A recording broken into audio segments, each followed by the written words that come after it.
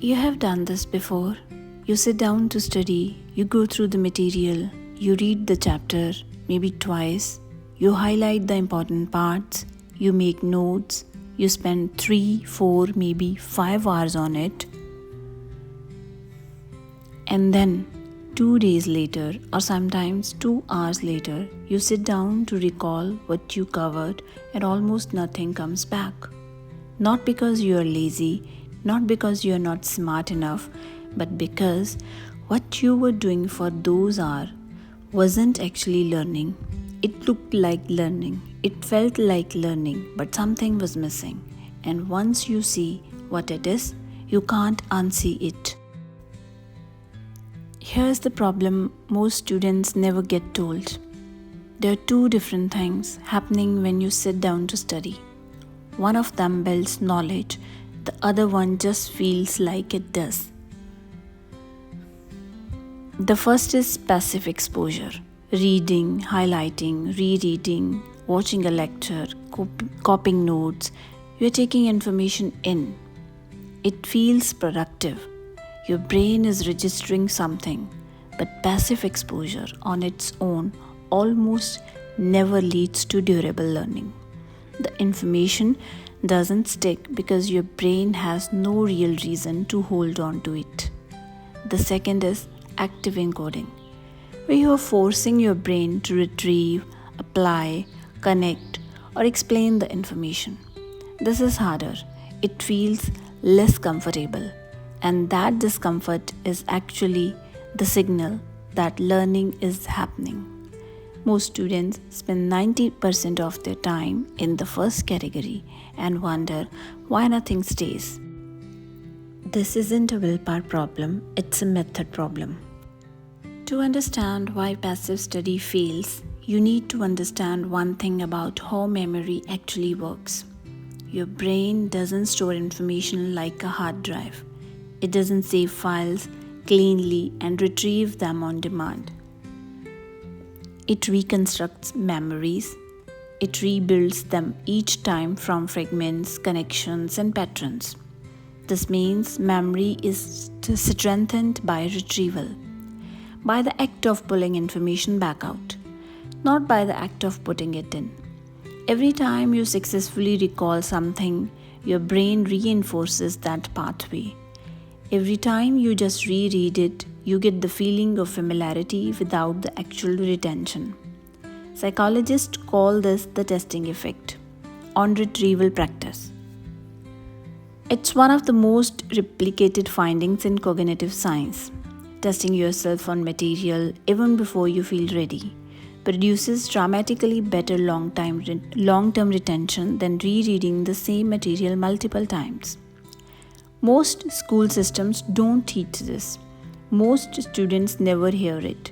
And so the default becomes read more, highlight more, review more, all of which feel productive and almost none of which works the way you think it does. Learning is the process of building a mental model, a working structure in your head that you can use, apply, and connect to new things. It's not information sitting in your memory, it's a framework that changes how you think about a subject. The difference matters because it changes what studying should look like. If learning is just input, then reading and rereading makes sense. You're filling the container. But if learning is reconstruction, if it's about building a working model, then passive input barely helps. What helps is being forced to use the model before it's fully formed, being forced to explain it, being forced to answer questions about it, being forced to connect it to something you already know. This is why students who spend 2 hours testing themselves on a topic will almost always outperform a student who spent 5 hours rereading it. Not because they worked harder, because they were doing something fundamentally different with their time. There are 3 specific shifts that change how you study. These aren't productivity hacks, they are based directly on how memory and cognition actually work. 1. Replace rereading with retrieval. After you read a section, close the book. Don't look at your notes. Try to write down from memory everything you just covered. Do this badly. It doesn't matter, the act of struggling to retrieve is what builds retention. Once you have written what you can, open the book and check. The gaps you find are exactly what needs more attention. 2.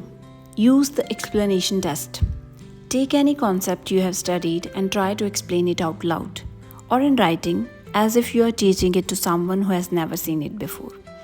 If you can't explain it, simply you don't actually understand it yet. You only recognized it. This is a harder and most honest test than rereading your notes and feeling like they make sense. 3. Space your practice.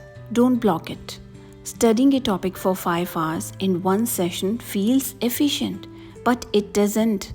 Spaced repetition, returning to material across multiple sessions with gaps in between, leads to dramatically better long-term retention than the same amount of time crammed together.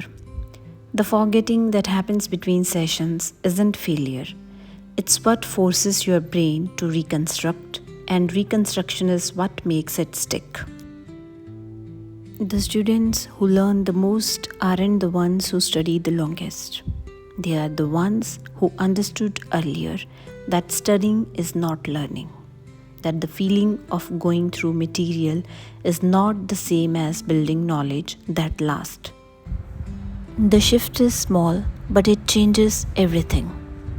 Stop trying to get information in and start forcing your brain to work with what it already has. That's the difference, and now you know it.